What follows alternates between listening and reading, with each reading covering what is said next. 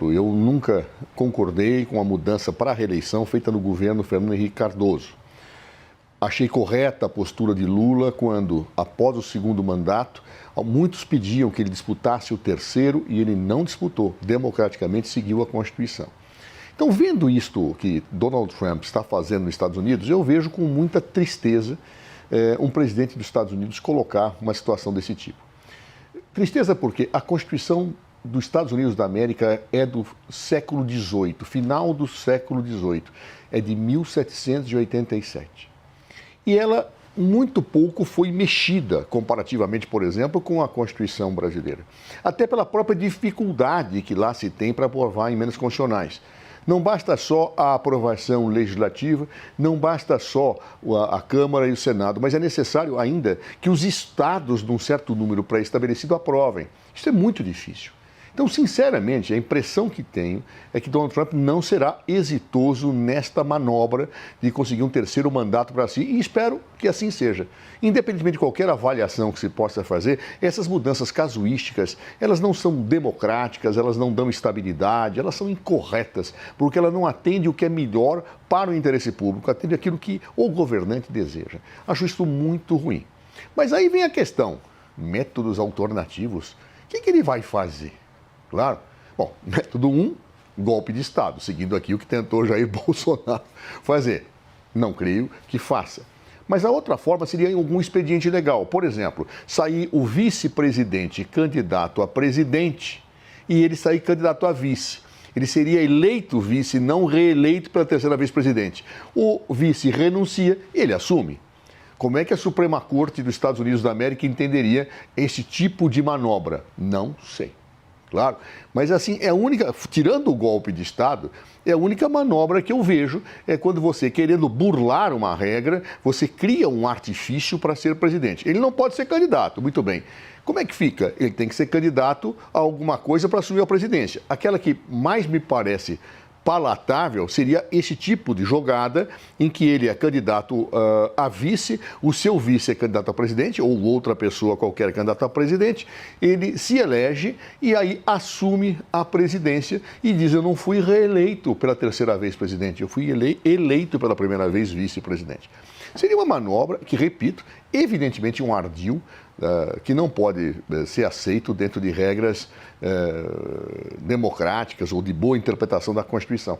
Mas aí é uma questão da Suprema Corte dos Estados Unidos da América, que, se for instada a apreciar essa matéria, vai decidir se esse tipo de manobra vale ou não vale. É uma burla escancarada à Constituição. Mas, infelizmente, aqueles que, pelo desejo de poder, tudo fazem para nele permanecer. Mudam as regras do jogo, tentam atender apenas às suas expectativas. Acho isso lamentável. Portanto, é com tristeza que vejo, tristeza democrática, falando sinceramente, essa iniciativa de Donald Trump.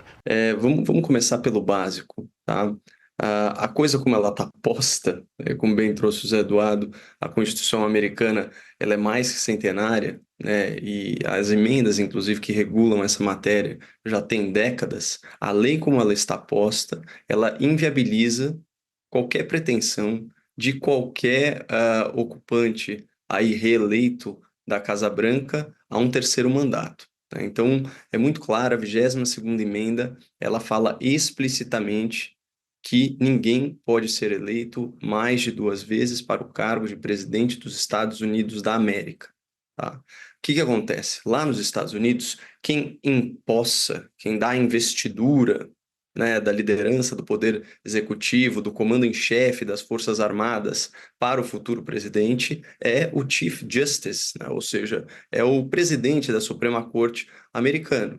E a Constituição é tão clara e tão cristalina que não há hipótese, né, de que os guardas da Constituição, né, o próprio guardião da Constituição americana, o guardião maior da Constituição americana, vá rasgá-la, né, na sua literalidade. Vamos lembrar que a democracia americana é muito mais séria, por exemplo, que a democracia brasileira. Por aqui, a gente tem no artigo 5º a vedação da censura, né? Então, a entronização do princípio, né, da liberdade de expressão.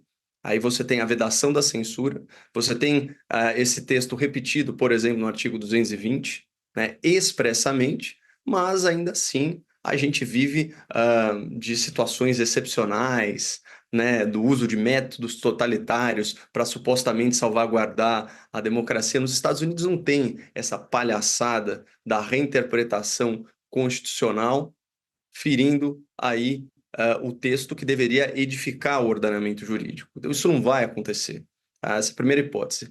A hipótese que o Dr. Zé Eduardo trouxe, né, do Trump se eleger como vice-presidente, e aí, a partir de uma suposta renúncia do presidente americano, tornar-se presidente novamente, também não pode acontecer, porque a 12ª emenda à Constituição dos Estados Unidos diz que nenhum candidato pode ser eleito vice-presidente se ele não for elegível para a presidência.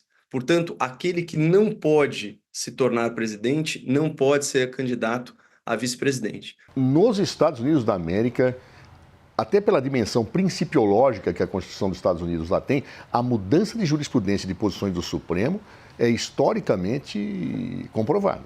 Claro, inclusive o ativismo judicial, a sua origem é nos Estados Unidos da América. Né? Então, ou seja, ali também interpretam-se as coisas dentro daquilo que sempre foi a tradição da common law, que é a ausência da lei, embora os Estados Unidos tenham uma Constituição, ao contrário da Inglaterra, há uma produção criativa dos juízes a partir da interpretação de precedentes. Então, sinceramente, eu acho que, para quem olha de fora, não tem alternativa, a não ser o golpe de Estado ou a mudança da Constituição. E não é simples mudar a Constituição dos Estados Unidos da América nesse aspecto. Claro, essa aprovação, o Caio foi feliz quando disse isso, dificilmente ocorrerá. Bem, eu pessoalmente acho o seguinte: no Brasil, nós temos uma situação em que, creio, os mandatos são muito pequenos. Eu acho que 4 anos de mandato para o Executivo é muito pouco. Quando você olha e atua num governo, nós temos que perceber que quando a máquina começa a rodar mesmo, você já está no 2º ano de governo. Ou seja, você fica com muito pouco tempo antes da eleição, porque a eleição já começa no 4º ano. Então, ou seja, não me parece bom. O correto seria ter um mandato de 5 ou 6 anos, vedada a reeleição. Claro, por quê? A experiência, ela nem sempre é boa. Há alguns presidentes ou candidatos que se autocontêm, claro, e evitam a utilização da máquina. Outros são absolutamente descarados, aplicando verbas, recursos, situações, usando a máquina abertamente. Isto fere a ideia da isonomia eleitoral. Mas ainda, a situação fica pior quando no Brasil se permite que o presidente seja candidato novamente, ou seja, busque a sua reeleição, sem sair do cargo. O que eu acho isto péssimo. Então, se eu tivesse o poder na mão, eu colocaria uma regra que é mandato maior, 5 ou 6 anos, sem reeleição.